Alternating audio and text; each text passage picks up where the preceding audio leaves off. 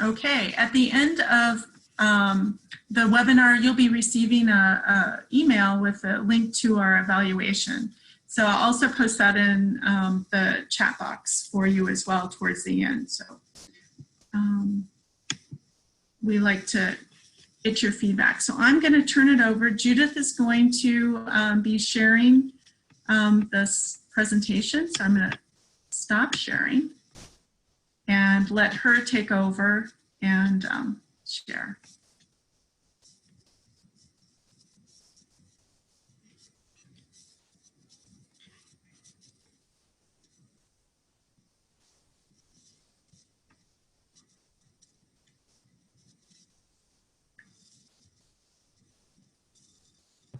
Okay, does that look good? Yeah, it looks great. All right, Sean, go ahead. You get us started.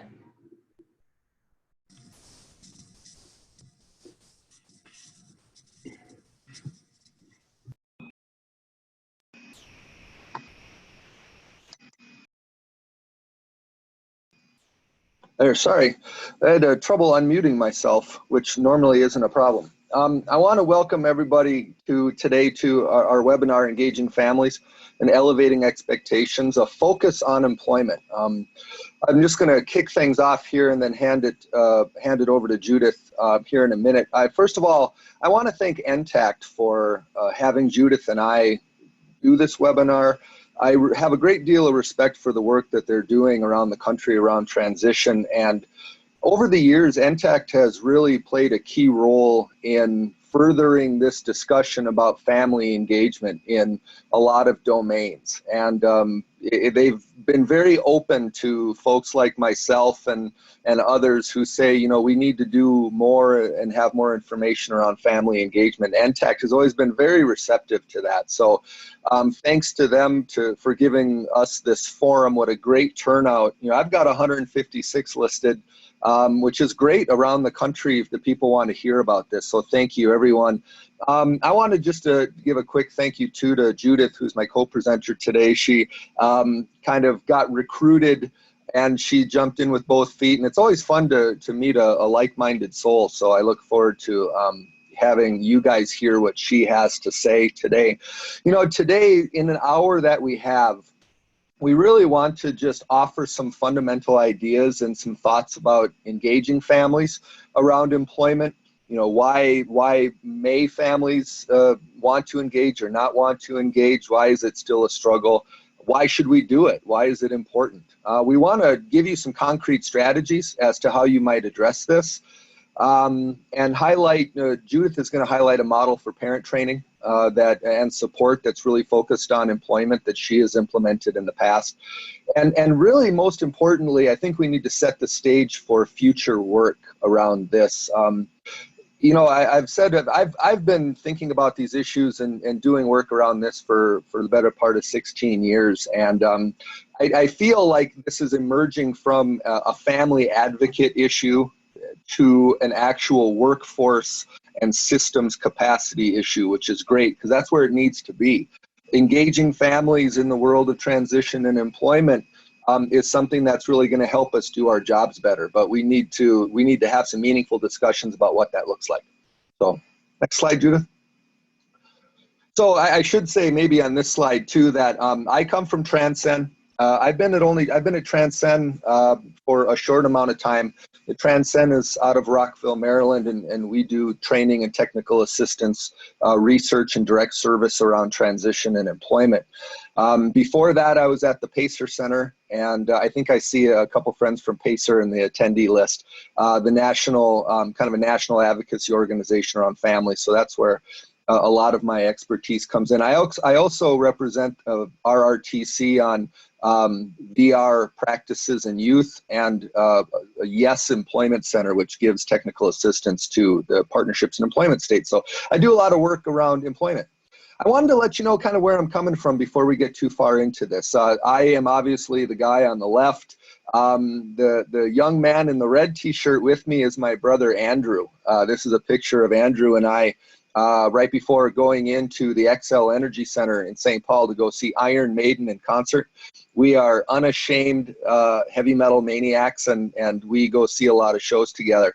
I wanted to show you this because I am at heart a parent advocate. That's where I came from. That's the way that I think.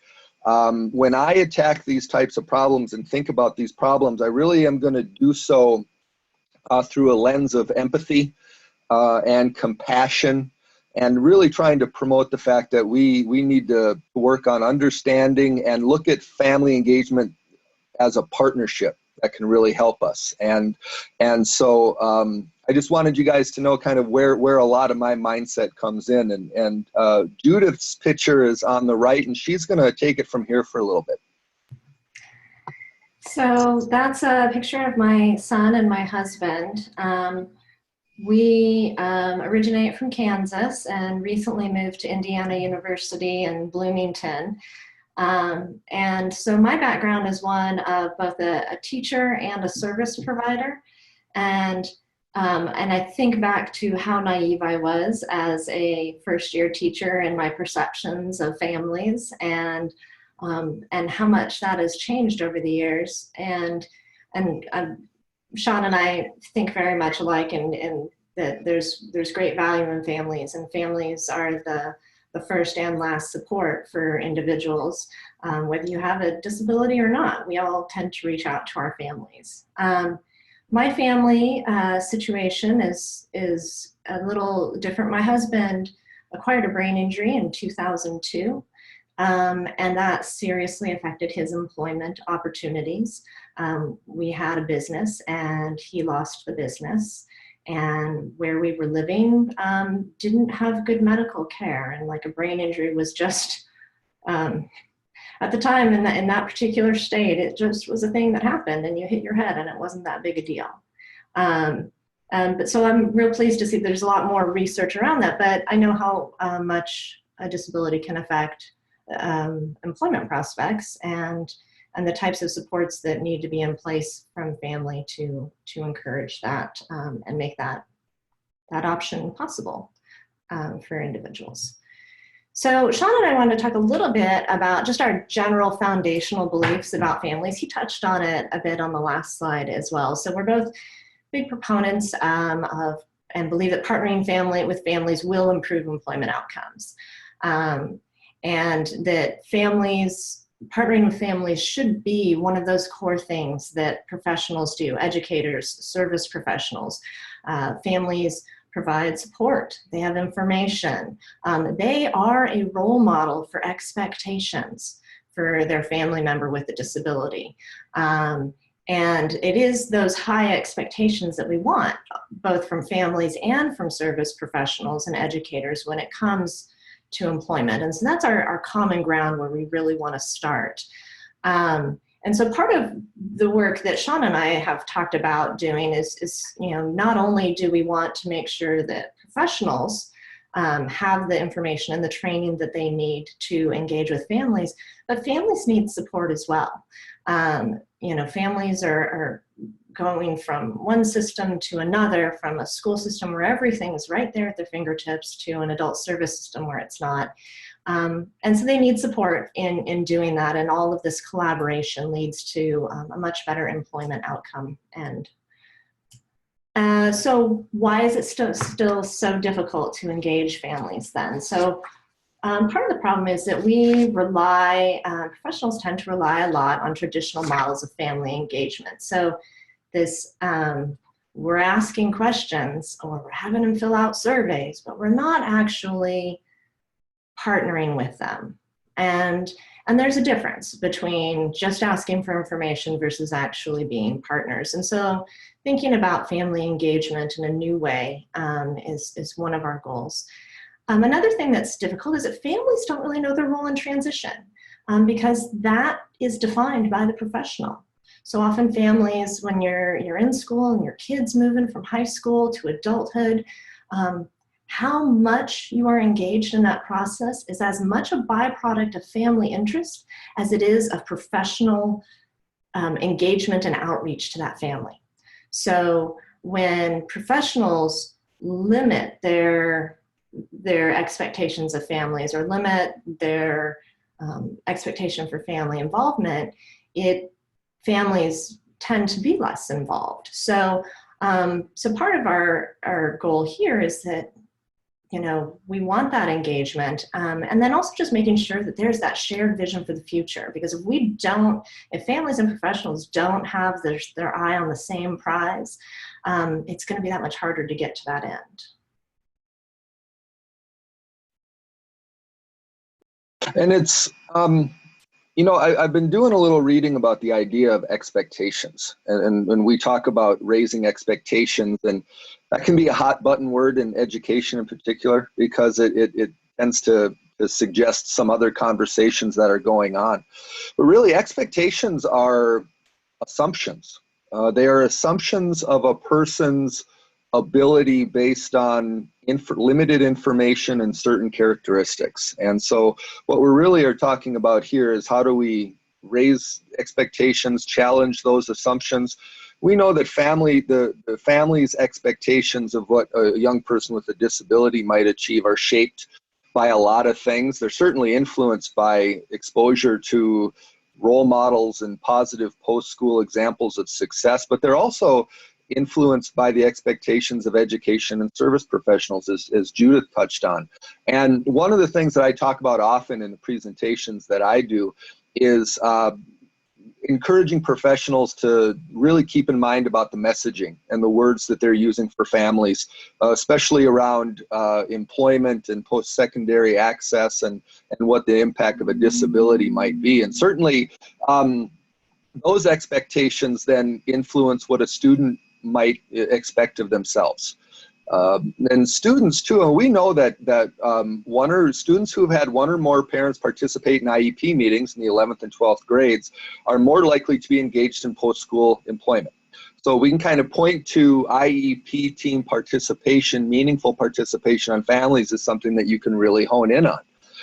Parents who have had high expectations are more likely to be parents who have had high expectations of their students, those students are more likely to be engaged in post-secondary education and employment.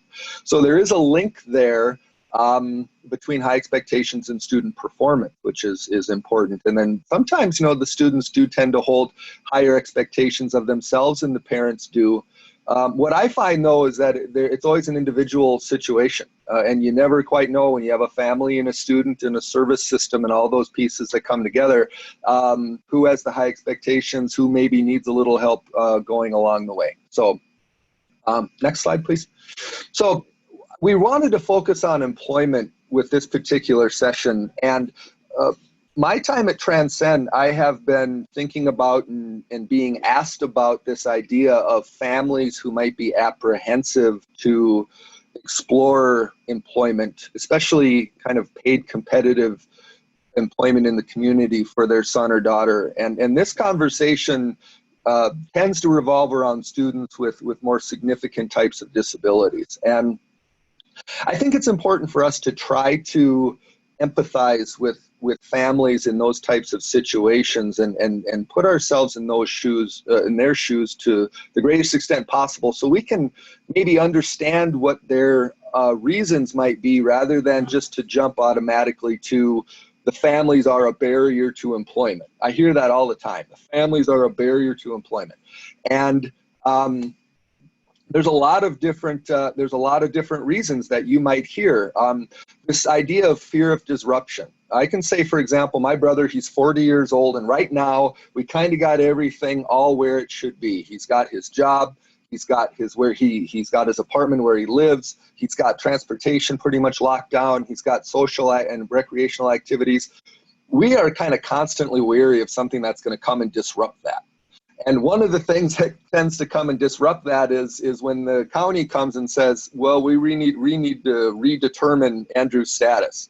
It's like, well, okay, that is a potential disruption. And I think employment, a lot of families might view employment as a disruption, especially if they are in like a day service or a sheltered work setting. Families of kids with significant disabilities have had connections with systems, county social service, education, so on and so forth, probably throughout their child's life, and there might be some mistrust. I'm not saying it's universal. What I'm saying is that here's some possible reasons for it. There might be some mistrust of the system. There might be some wariness of professionals. One more professional coming into our lives saying this is what needs to happen. Certainly, I hear a lot of concerns over vulnerability and safety, especially transportation-wise and going to work and being at work. And that's an area where I hear a lot of professionals go, well, the parents won't let us try this. And my idea is like, well, let's work with the parent to figure out what the concern is, and maybe we can take little steps to address that.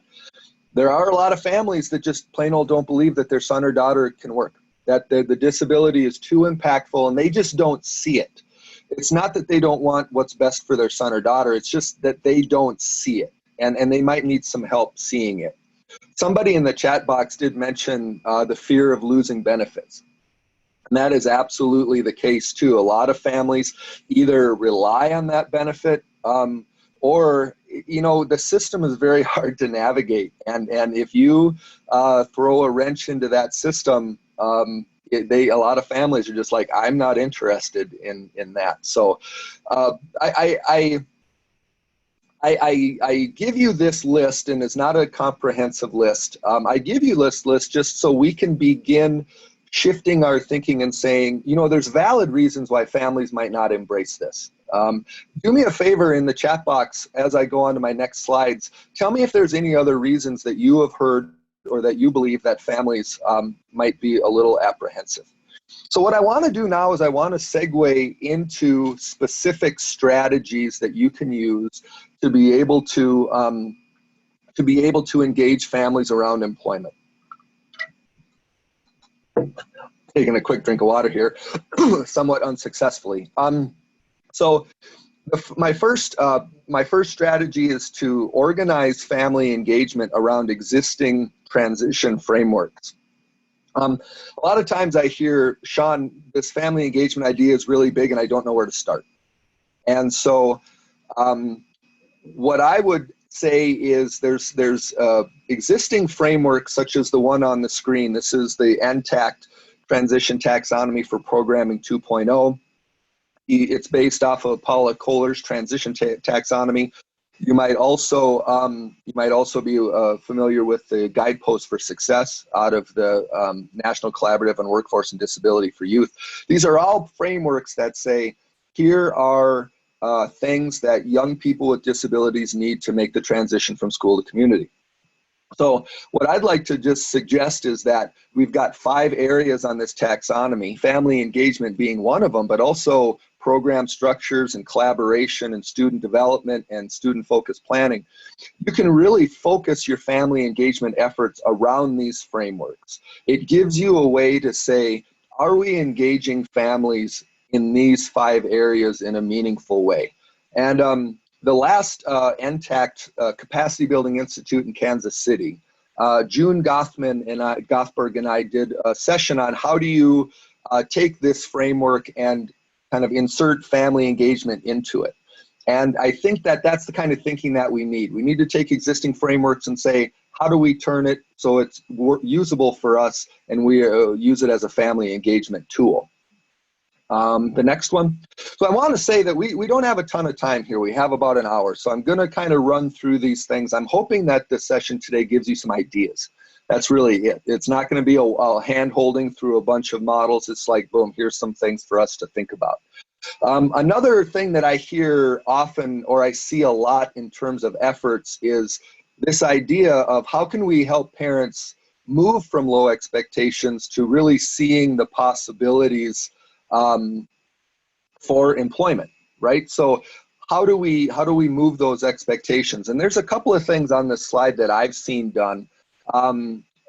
Discovering Family Genius, which was kind of suggested by Catherine Carroll, who's did an ODEP webinar on this topic. The positive personal profile is something that a lot of you may be familiar with in the world of customized employment and discovery. But using tools like that to be able to show families that every young person has a skill And I think Judith is going to get into some of these activities, how they function a little bit more. The Wisconsin Promise Project also had a tool called Positive Picture, which we're going to show here in a second. But what I want to say from the advocate perspective, as we know,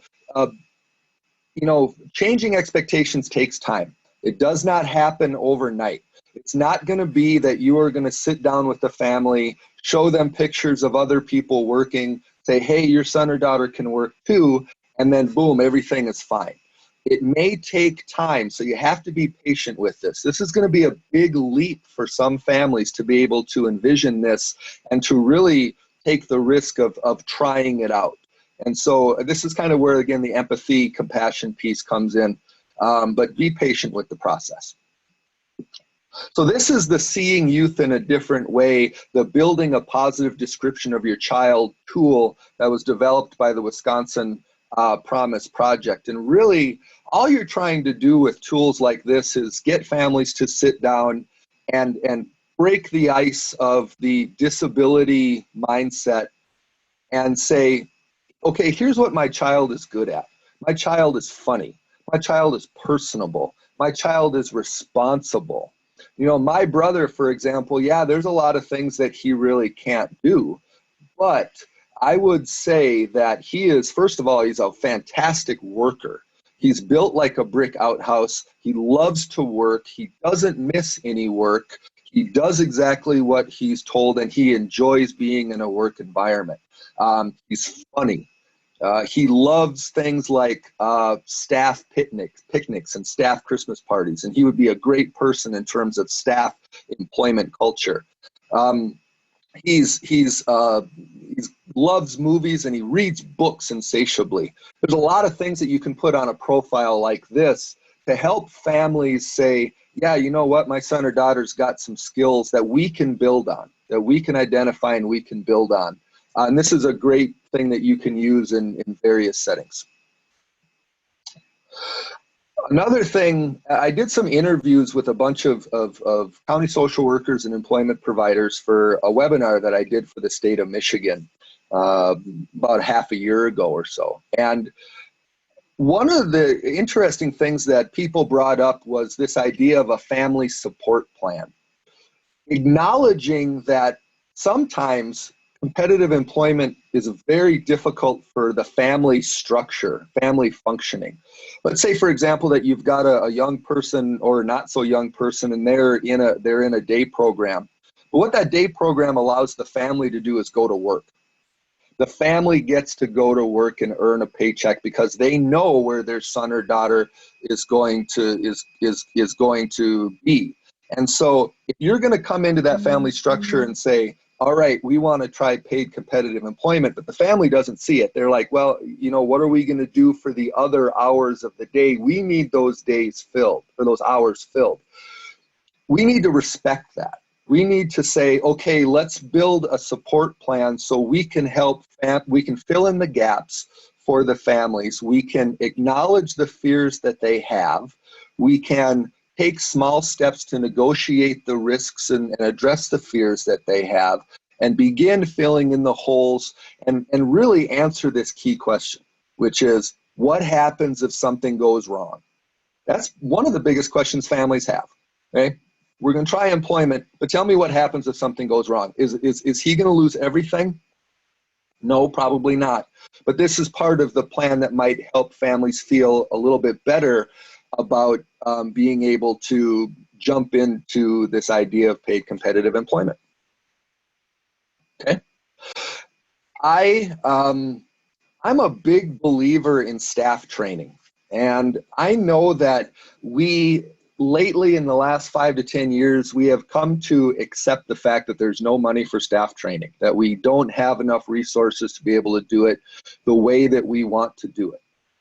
But I also think that you cannot expect professionals, educators, transition staff, vocational rehabilitation, whoever, to effectively engage families if they have not been trained to do so.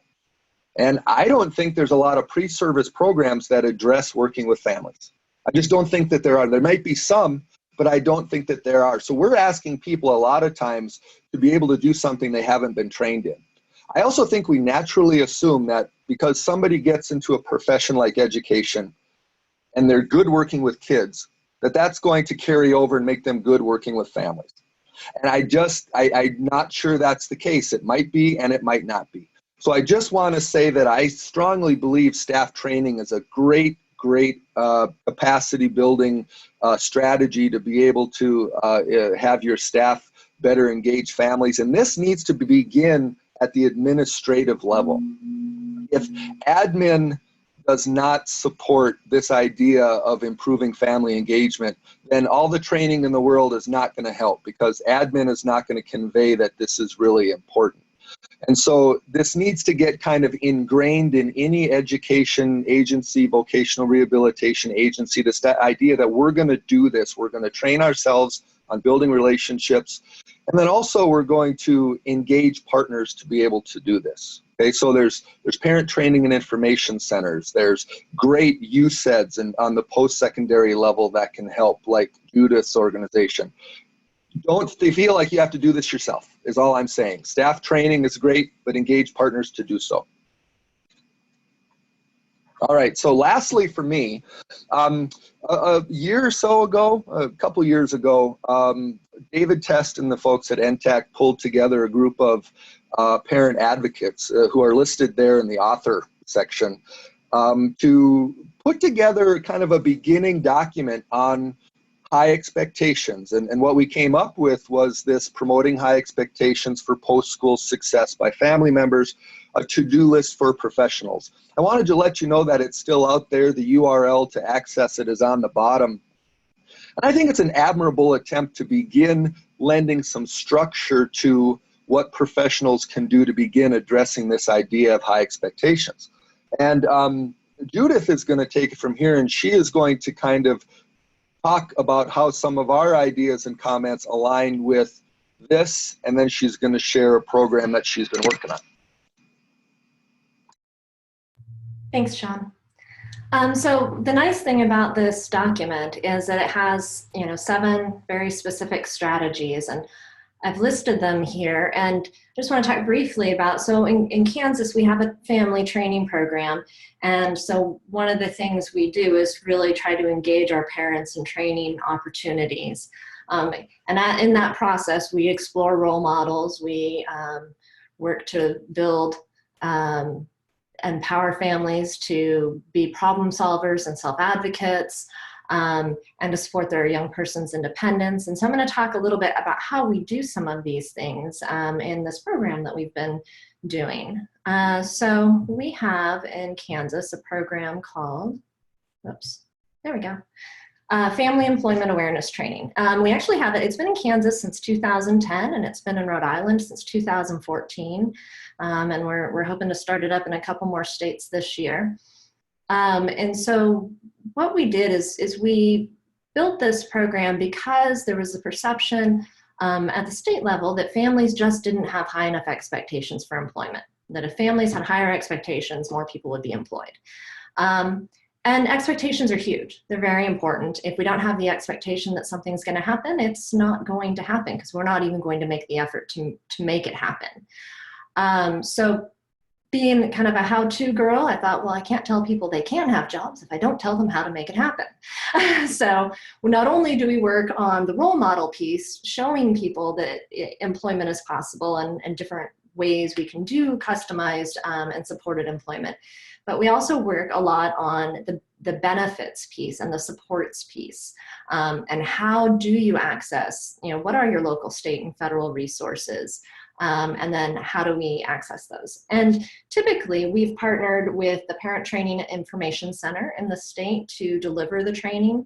In Rhode Island, the USED that we partner with also delivers. But with the idea that families want to learn from family members. And we have a lot of research that says that, and the PTIs are a great outreach and source of support for families. So that's one of the reasons why we partner with them. So as I mentioned, we focus on expectations. We kind of have 3 chunks to our training: expectations, knowledge, and support or technical assistance. So again, that expectations piece, we call it building the dream of employment. And so it focuses on the idea that we should have these ideas or these role models that we can look at and see that are successful examples of employment. So we've made this is a cross-disability program. When we first started it, it was for focusing on families with students with significant support needs. And most of our stories and examples that we provided were for individuals with significant support needs. But more people need help.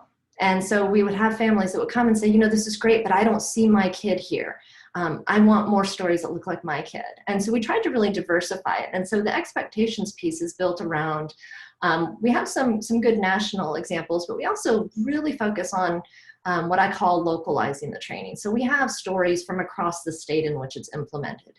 So when we implement it in Kansas, we have stories that are in rural Kansas and suburban Kansas and in urban Kansas. So that families can't say, oh, that can happen in the city, but that can't happen here, or vice versa. And part of what we do in our formatting is to provide some examples as well. And we'll talk about that here in a minute. The knowledge section is our part 2, and this is the how-to. So we talk about like 26, 28 different supports or services that can be used to help somebody be employed. And I really focus on the ones that are money or information related, right? So, you know, there's a bunch of work incentives, but I only really target the ones that focus on money or, you know, so like how do we use impairment related work expenses, that kind of thing. But we also really try to broaden those ideas of what counts as a resource. What is something I can access in my community? So not just specialized resources where you have to have a disability determination to be eligible, but also those more generic resources, like if you want to start a business, your Small Business Development Center or your SBA Women and Minority Support Centers, or you know, workforce or Career One Stop or Work Ones, whatever it's called in your state. There's a lot more emphasis placed on those since WIOA, but when we started this, they pretty much, you know, would just refer our families straight to disability services. So we try to broaden people's knowledge of what are possible supports and resources out there for the employer as well as the employee, because we know that if we don't have knowledge of how to support that employer as well, people lose their jobs. And so we try to, you know, this training was developed for families, but about 30% of our attendees are professionals, either educators or employment specialists, case managers, along those lines. And it was really important to us that this not be a drive-by training, right? You know, come in, let's fill your brain, overwhelm you, and send you on your way. We didn't really want that. We wanted people to have a chance to think about it and ask questions and have really thoughtful responses to things and feel like things were, you know, their needs were being addressed. So in our format, we have the morning is discussion, small group activities and discussion around those, young adult pull-out sessions where we do some real focused work with the young adults in attendance, and then an afternoon of community members in rotating sessions or panels. So this is part of that localizing the training. So when we go and host this training in, you know, City X, we reach out to the providers in that community to, one, come and talk to families in the afternoon about their services and supports, but also to recommend people that they knew in the community that were employed and successful, and employers that were great employers. And so we reached out to those individuals as well. And in part 1, where we talk about building the dream of employment, our afternoon has families who've started their own business and their young adult comes and talks about their business, or we have individuals who are employed or employers come and talk about what does their job look like? How do they provide supports? What kind of supports do they use on the job? And that afternoon time is really important for helping families to see those role models in their community, to see that it's happening, and to not have that, oh no, you know, we're living in an abyss, right? The idea is to kind of open the doors to their local community and help them see the resources that are there. So in part one, when we talk about building the dream of employment, it's all around the idea that employment is an expectation for everyone and a possibility for everyone. We talk about what employment first policy there is in that state. We discuss those outside the box employment possibilities. So we talk about different types of supported and customized employment, like carved jobs and created jobs and business within a business and self-employment and employer-initiated models as well, such as Project Search or the Walgreens model, or AMC Theaters is another one that we highlight. And so we give all these examples of good opportunities and people in jobs that really match their strengths and their abilities. And then we have this part where we work on the parent and family role in supporting employment, and that's when we do that youth pull-out session. And in part one, we also talk about the transition to adulthood. So what do quality services look like? What should you be considering when the transition to healthcare or post-secondary education training or work? And so that is to help give families a better understanding of what their role is in that process and how they can contribute and support their young adult to become more independent and seek out opportunities in work and post-secondary education that fit their interests. So one of the, I'm going to go back, I missed mentioning one thing. So here I mentioned a couple of things at the bottom of our format here. We have resource packets and a flash drive. So some of the stuff that we provide people is, I believe that don't recreate the wheel. We have so many good centers like NTACT and TransCen and other fabulous centers around the country.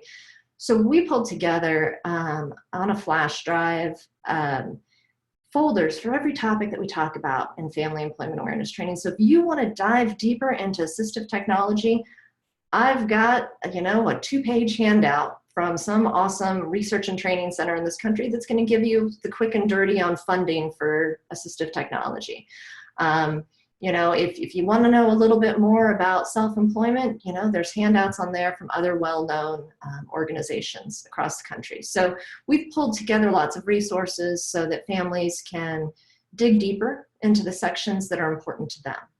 And then we also provide this individual and group follow-up technical assistance. And to me, that's an important piece that we do to make sure that it doesn't get put on the shelf at the end of the training. So I'll talk a little bit more about that, the group and individual follow-up technical assistance after I talk about part 2. But I didn't want to forget that, because I think that that's really important. When we talk to families, they need to hear it, and then they need to hear it again, and then they're going to need to hear it again and again and again. And so we need to start early, because this stuff is complicated. You start looking when you get out of school and you have to knock on a bunch of different doors to access a bunch of different services. And it's difficult to know where the rules are and what applies. So we want to make sure that we're giving families as much information as we can. And also in like doses, right? So I said we have part 1. We split these up. These are 2 full days of training that we do. So we do part 1, and then we give it a week or 2 to settle and simmer in people's brains, and then we hold part 2. So that gives them a chance to come back with questions and say, okay, so what about this? And also to just really digest all the information, because part 2 is difficult. It's about those resources, and that's where we really it kind of becomes a brain drain for families to try to sort through all that. So some of the stuff we do in part 1, Sean was showing some great activities for families and young adults, and this is just an example of one of the things that we do in FEED. This is like that promise sheet from Wisconsin, where we kind of focus on what are the interests of the family member with a disability, what activities do they prefer, what are some possible employment. We really encourage attendees to collaborate with people nearby in the training, because it's so hard to think of stuff for yourself, real easy to think of ideas for somebody else. So when we pair up families, and I'm a former teacher, so I just start assigning people to talk to other people, because when you talk to other people, it helps to expand your ideas of what's possible. We do similar with the young adults. We identify what are their interests, preferences, and our young adult activities have various levels of engagement. So, we have activities we can do with somebody who's nonverbal, all the way up to, that young man over there who's going to apply for college next year but doesn't know what to do for disability support services. So we kind of cover the range and figure out our best ways to engage the young adults around their ideas for the future. And then part 2, this is the knowledge piece, right? So identifying those resources and how do you access them. So as I mentioned, we talk about 26 different types of resources. So we talk about your common resources like Medicaid and what does that look like in your state. And part of what's really important about this section is it is specific to your state. So often there are those general trainings that give people general information about VR or about Medicaid, but those things can be a little different from state to state. And so when we talk about the resources that are available in your state, we're naming them by name. We're not referencing a general waiver program. We're talking about the waivers that you might be encountering. We're talking about the Medicaid buy-in program by name. We're handing out phone numbers and emails for people, for benefit specialists who serve your area or VR counselors who serve your area. I always get told we have a big uptake on phone calls from people after a training because we're directly connecting people saying, here's the person in this part of the state that you want to talk to. Because I think so often that is difficult for families. If you can't put a face to a name or know what the next question is to ask, it's so hard to just do one of those blind cold calls to try to get information. So also, and you noticed on here I mentioned we address anti-discrimination laws as well. So our young adult pullout section for part 2 focuses on that. So helping young adults to understand disability disclosure, talk about it, think about it, how would you disclose, what are recommended ways to disclose, what are some of those myths that some of our young adults with disabilities might have about employment? Like, I have a disability and they can't fire me. You know how many times I've heard that one? They believe because they have a disability, they just simply can't be fired if they were hired in the first place. And so that's a myth that we sometimes have to dispel. It's like, oh yes, you can be fired. Let's talk about how this can happen. And so helping them to understand anti-discrimination laws and how they can support their employment as well as affect their employment. So part of what's really important is I want people to walk away from this training using it with a plan, with next steps. And it's kind of overwhelming. So in part 1, we talk about what are support needs and possible job ideas. Well, in part 2, one of our activities is to take those support needs and match them to a resource that we've already discussed. So we talk about 26 different resources. Well, maybe the family realized that the transition goal that they have on their IEP is not fabulous.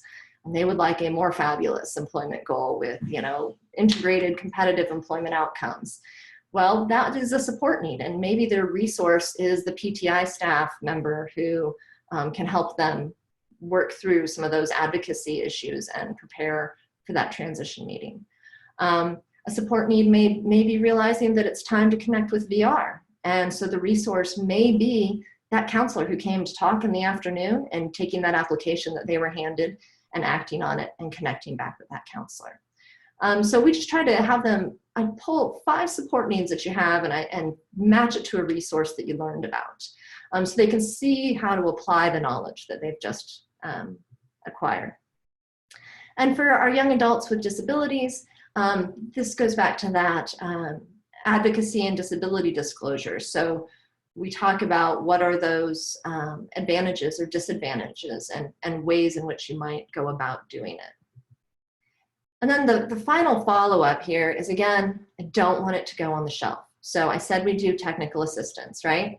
So at the end of the training, there's a chance for them to request individual technical assistance. We have one of those little NCR tear-off sheet papers for their plan that's shown here. And because some families, they're kind of like, they become overwhelmed. Like, oh no, I missed this opportunity, or we transitioned out of school and we didn't get a job. Like, where am I on the timeline of things to do, right? And I tell them that, you are where you are. And so start where you are and figure out what is a next step to move you forward. Just because maybe you feel like you missed some opportunity, it doesn't have to stop your train from rolling on to employment. So we have them identify their 5 next steps, and then a resource they're going to use to accomplish that step. So it could be related to those supports before. Well, actually, the examples I gave before were more related to this. So, that could be related to the supports their young adult might have. Like maybe they have job learning skill needs, and so they're going to need a job coach. Well, your next step here might be to contact whatever local agency it was that you heard come and talk, and that seemed like they, had a good employment philosophy, and maybe you want to contact them and see about getting some of their services. And so we have families just identify 5 next steps so they have a plan to accomplish. They set themselves a date, a goal, and they have an opportunity to ask for follow-up from the Parent Training and Information Center. And they can provide their contact information. And then within a month or 2, depending on when their anticipated due date is, the Parent Training and Information Center specialist will give them a call and say, hey, just wanted to follow up, see how you're doing. How's your plan going? Did you encounter any barriers that we can help you, get past? So there's that individual piece, right? And then we realized when we did some research that not everybody who needs help asks, right? Like there's a lot of people who need help who simply just don't ask. But if we invited them, they'd come. So we partnered really closely with our workforce development centers in Kansas and scheduled group technical assistance at 3 months and 9 months following a training, and invited anybody who had attended the training to come to their local workforce center so we could, 1, introduce them to a resource they might not have been introduced to yet because it wasn't a disability-specific resource.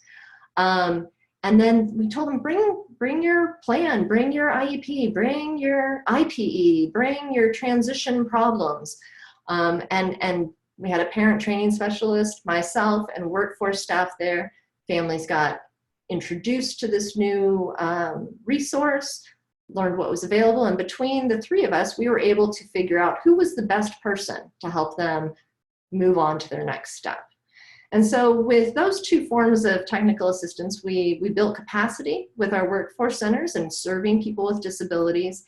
And we provided opportunities for families and service providers, professionals. We've had educators and service providers take advantage of the technical assistance as well. So I think that's been one way that we've been able to keep it on people's radar. And our research that we did recently on our trainings from 2013 to 2016 showed that over 50% of people who attended FEAT trainings were still using the materials at least once a month, if not more frequently, a year later. So that's really good. That means it's not going on the shelf, and this is a valuable resource that people are using. So it can be adapted for any state, and it really helps families to kind of understand what that system is when they leave school. Sean?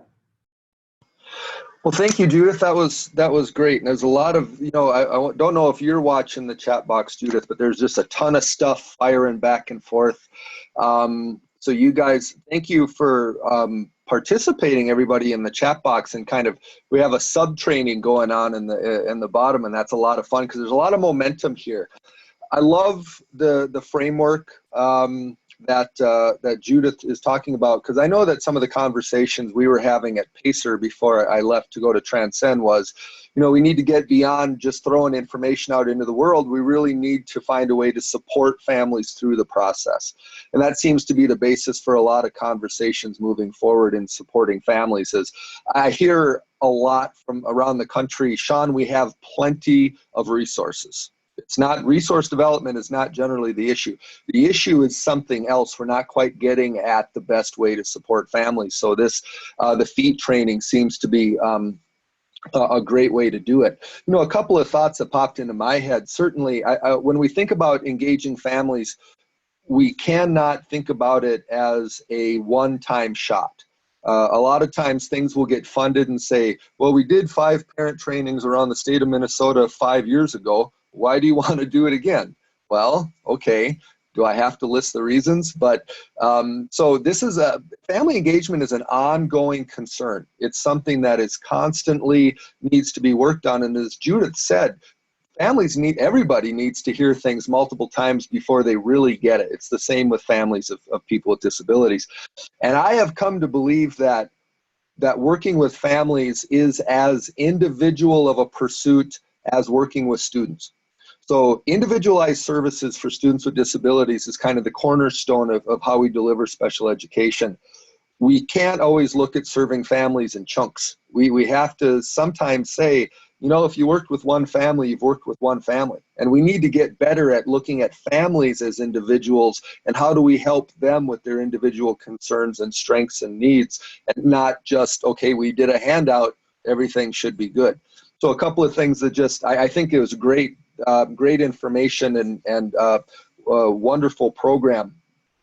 Summary of our recommendations that we've talked about here. You know, if you have any questions, first of all, throw them in the Q&A box while I'm going over this last section, and we'll see if we can't get to a couple.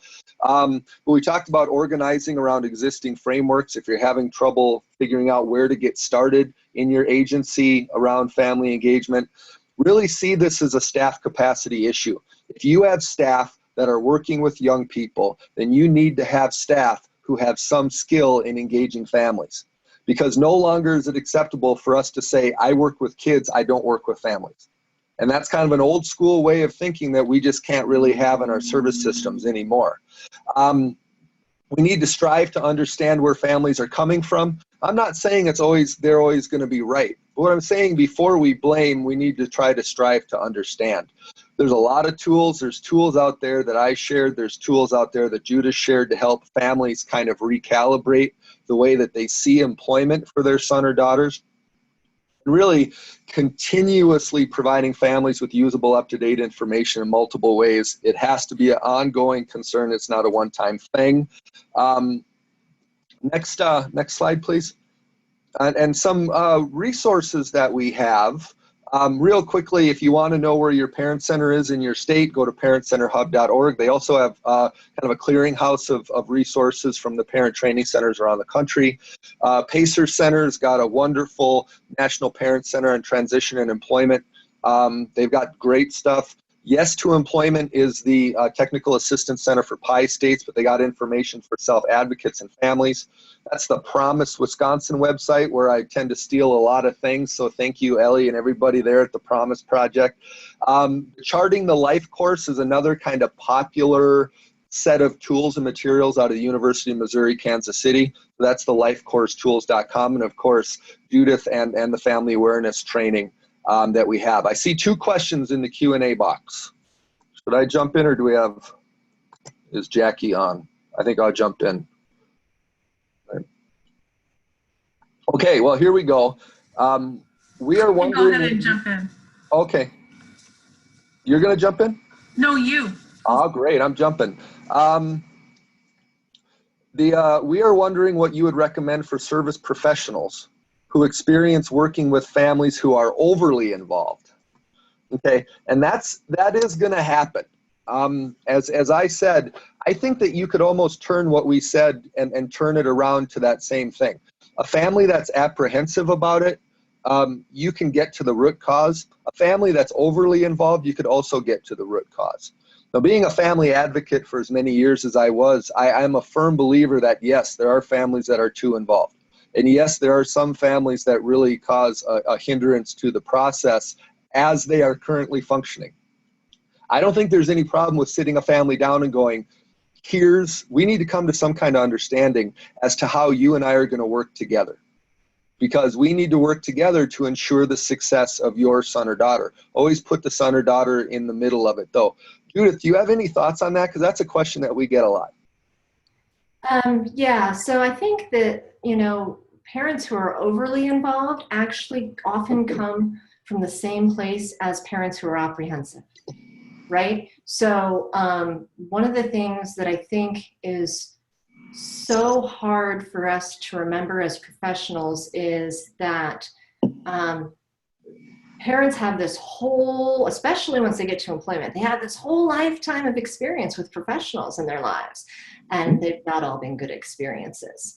And so that overly involved part is often trying to prevent something that has happened in the past. You know, they're, at least in my experience with families, is that they come with a lot of service provider baggage, right?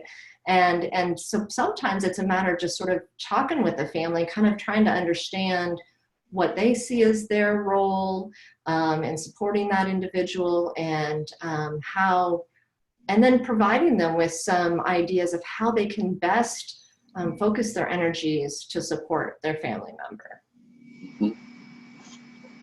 I think that is the end of what we had for questions. Anyway, we're at 2:59. Judith, do you have any parting words before we go? I don't. You know, if you want any more information, feel free to email either of us. We're happy to share resources and chat with you further if you want, and we'll cruise through these questions and see if there's any others that are in there that we can address maybe after the webinar. I just was looking at the chat real briefly. There are lots of really cool resources in there. So I hope that can be printed up and saved with the webinar as well. I don't know if it can, but that would be cool. Well, I just want to say thanks to everybody too. Listen, it's going to take all of us to elevate this conversation of family involvement. It can't just be a small group. Our group is getting bigger and bigger and bigger. People are starting to see the value of it. And so thank you for attending, and thank you again, NTACT, for having us. It was a good opportunity. Yeah, thank you. You bet. You guys were awesome. And regarding the questions, I just copied them off, Judith. So we'll see how we can get some of that stuff in a document and post it along with the webinar. So again, you'll be receiving an evaluation email link, and we really value your response back to that. So please do answer, and I just appreciate you guys being on and sticking with us. Good information. Thank you.